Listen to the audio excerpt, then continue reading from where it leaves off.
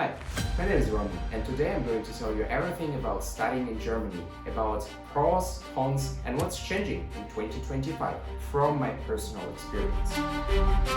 I'm going to start with something that's like the most discussed and the most hyped topic about education in Germany. It's the free but not free reality of the education. Is the education actually free, and what are the costs you have to consider on top of your education?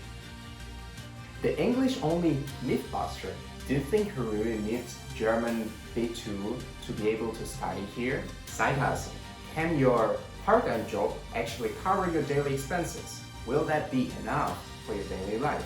And finally, how far can 29.4 euro take you as a student around Germany? Let's discuss that in detail. And wait, this is not another info video you saw from many other YouTubers. I am the one who experienced all that on my own skin, so I know what I'm talking about. I am going to give you some tips and maybe some kind of like overview on the situation currently happening, so stay tuned and we're going to start right now.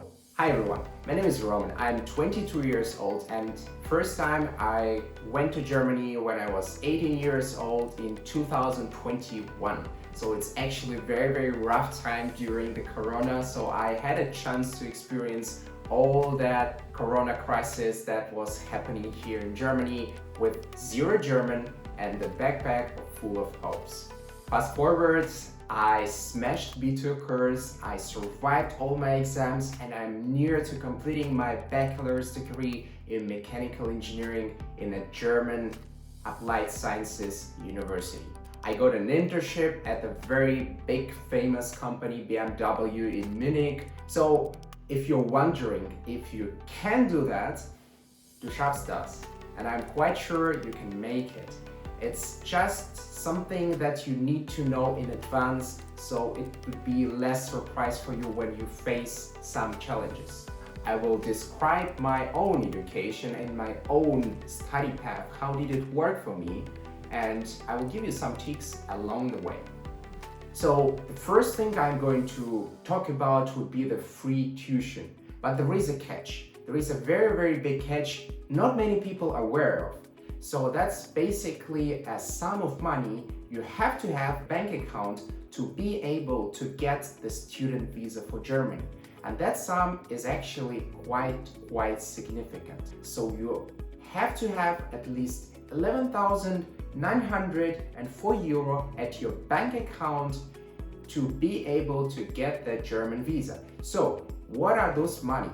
But please bear in mind, you are not giving that money to anyone. Those are your money. You just have to prove to German government that you have sufficient financial means so you can study without working. So this student visa cash barrier just actually went up, unfortunately, in January 2025.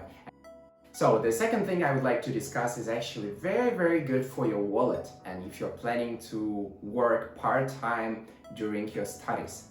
So the amount of days you're allowed to work within one calendar year actually went up. So before it was 120 full working days, and now it's 140. So what that means, that you can work for more as a student. If you're working more, you can earn obviously more money and you have less limitations. And I think 140 days from my personal experience is actually a very good number. By the way guys, if you don't want to work the full working day, you can split it and work only part-time. And if you are willing to work only part-time, for example 4 hours a day, then you can work for 280 days a year. That is quite a lot, honestly. It basically means you can work every day during the year, excluding the weekends. And from my personal experience, you can earn enough to fully support your stay and your studies, and even save up some money. For everyone who thinks, I don't have any money right now, or I don't have any support from my parents, but I still want to study. Yes, you can, and if you just have a part-time job. Speaking about money, the minimum wage is 12.41 euro for 2025. per hour. So that actually a very good money in comparison with other European countries and their minimum wage. So even getting the smallest salary would still be enough to live as a student and to fully support you if you are willing to stay in Germany without any support. So, and a student job can be absolutely anything. It can be actually work in the university, which is actually a very nice thing, because there are so many available work at the university, and you can work as so-called SAK, that basically means Studentische Aushilfskraft, student help for the university. And you can earn some money and have very good working conditions. And one more thing that was introduced in 2024, last year actually, but it's so good, and this opportunity is so amazing. That's so-called the German travel ticket. So that basically means that all the students enrolled in a German university will get this ticket.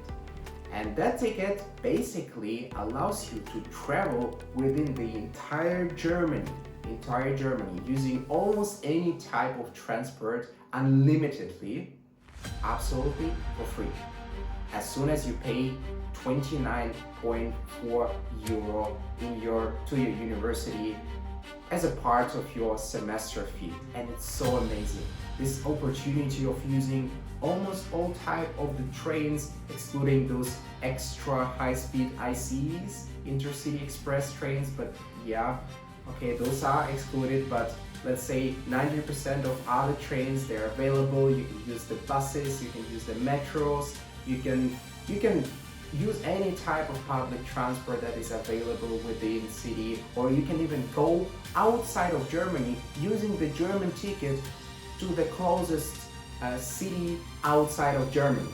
So basically, you can even go to Netherlands, you can even go to Switzerland or Austria, just using the German ticket, just being a student, and do it absolutely for free. And that is something that is very exclusive to German students, and this is something that you really appreciate being a German student.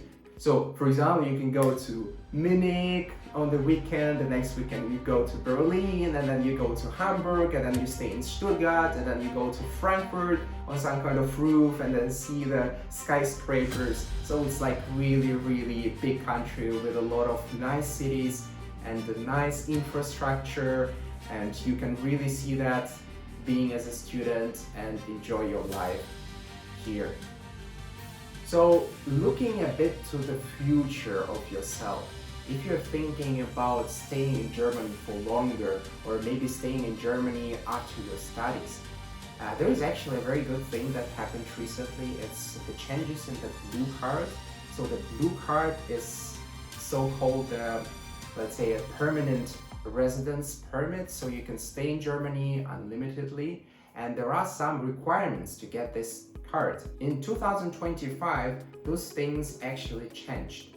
So how does it work? You just have to hit the salary. If you earn at least 48,300 euro a year, or 43,760 euro if you are in a shortage field like IT or engineering, you can apply for the blue card. And that basically means that you can have a permanent residence status within the entire European Union, and including obviously the Germany. And to be honest, in Germany, achieving this status and this threshold is much easier, because if you take the average salaries in the European Union, Germany is one of the best and highest paying countries within the European Union. Hi guys, so during the video editing I found out that the introduction to that German educational video took way too much time, so I decided to split it in two parts. So the next part would be about the pros and cons of a German student studying in Germany, And meanwhile, if you enjoyed this video and you want to help this small channel to grow, please hit a like button and subscribe to my channel. If you have any other ideas for the future videos, feel free to write them in the comments, or if you have any question about the German education, feel free also to write them in the comment, and I will try to answer all of the questions as soon as possible. So have a nice day and Tschüss.